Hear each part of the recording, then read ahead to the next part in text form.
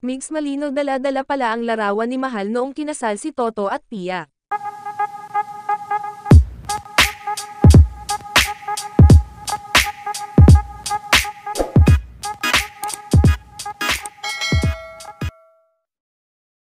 Our chika for today, Migs malinaw hindi kinalimutang dalhin ang larawan ni Mahal sa kasal ni Toto at Pia. Ano kaya ang dahilan ating alamin?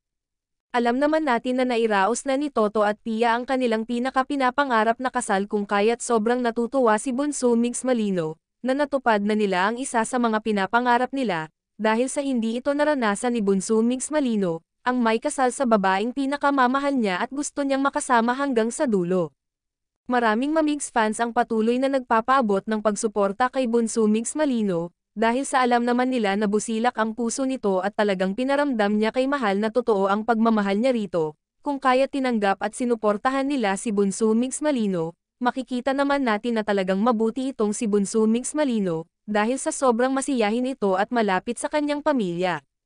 Sa ngayon ay aming napag-alaman na hindi nakalimutan ni Bunso Migs Malino na dalhin ang larawan ni Mahal sa kasal ni Toto at Pia, dahil sa alam naman niyang pangarap din ito ni Mahal, na makitang ikinakasal si Toto at Pia. Kung kaya't naisip ni Bunso Migs Malino na dalhin ang picture ni Mahal sa mismong kasal ni Toto at Pia para ipakita din sa mga tao na kahit anong mangyari tanging si Mahal lamang ang babaeng mamahalin niya at hinding-hindi niya ito makakalimutan kailanman.